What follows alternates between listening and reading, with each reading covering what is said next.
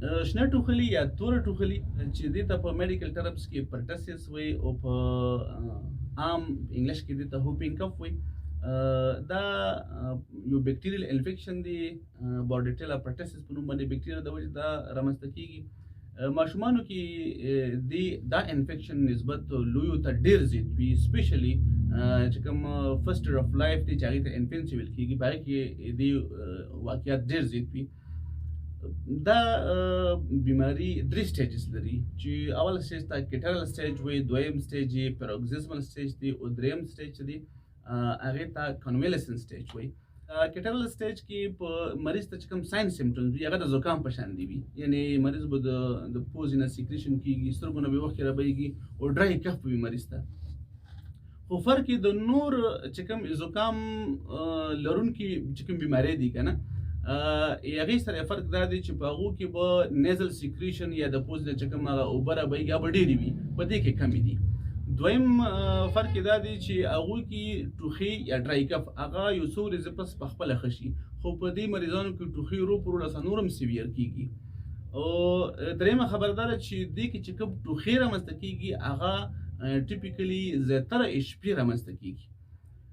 دویم سټیج چې هغې ته موږ پیروکسیزمل سټیج وایو، پیروکسیزمل سټیج کې مریض باندې اټیکونه راځي د ټوخي او خو سیویر اټیکونه، یعنې په دې دغه کې مریض ډېر په سیویر حالت کې وي، مریض باندې ټوخی راځي او ډېر په یو وار ډېر وټوخیږي، هغې نه وروسته مریض یو اوږده ساه واخلي.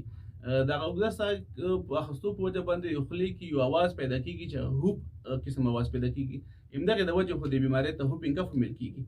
بل مریض چې وټوخیږي، ټوخي نه وروسته مریض هر ځل چې مریض ډېر وټوخیږي ټوخي نه وروسته مریض الټۍ کوي.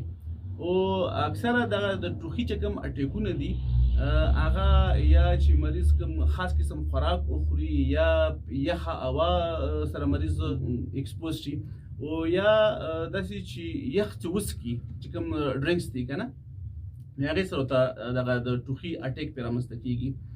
او دا سټیج تر ټولو اوږد سټیج هم دی، 4 to 6 ویکس ممکن چې دغه سټیج کنټینیو پاتې شي. ایز ا هول که موږ وګورو پرټسس کې دي هغې کې مریض ممکن چې د 8 نه تر 10 هفتو پورې وټوخیږي. دریم سټیج هغې ته موږ کنویلسنس سټیج وو، مریض ته چې دا څومره د کلینیکل فیچرز دي چې د ټوخي دی، د باډي پینز وي، د باندې به تبه وي، هغه ورو ورو ښه کېږي. دغه نه مریض راوځي چې کوم هغه مشکلات دي هغې نه مریض بهر ته راوځي. اصل کې پرټسس یا هوپینګ کف دا په هر سټیج کې دی شي، خو نن سبا دې واقعیات کم شو. بنیادي خبره څه وه چې په ماشومتوب کې ویکسینز کېږي ډي پي ټي په نوم باندې، چې په هغې کې په دا یو ویکسین کې د دریو بیماریو ویکسین شامل دي چې یو ته ویلی شي ډیپتیریا، بل پرټسس او بل ټیټنس. نو په دغه کې دا د پرټسس ویکسین شامل وي، ځکه اوس د پرټسس یا د هوپینګ کف واقعیات هغه کم شوي دي. او بل دغه ویکسین اثر چې که ماشوم وي که په هر سټیج کې دا ویکسین واخیستل شي نو هغه تقریبا د امیونټي 12 کاله پورې کنټینیو وي. 12 کاله پورې دا یو ماشوم د دغه بکټیریا د انفیکشن نه یو قسم ته خوندي ساتي. پرټسس دپاره بنیادي یا ډرګ اف چویس چې ورته موږ ویلی شو هغه ایریترومایسین په نوم باندې دغه د شربت په شکل کې هم راځي او د ګولیو په شکل کې هم راځي.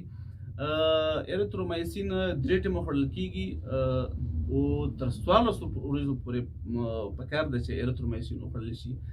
ایریترومایسین نه علاوه همدغه خاندان چې دا میکرولایډ خاندان دی، په دغه کې ایزیترومایسین دی، کلیریترومایسین دی، دا هم موږ د پرټسس یا د شنې ټوخلي دپاره دغه دوايان استعمالولی شو. دې نه علاوه په عام نوم چې سپټران ورته ویل کېږي، څوک ته کوډ ټرایموکسازول وایي، دغه دوایي هم د پرټسس یا د هوپینګ کف د علاج دپاره استعمالولی شو.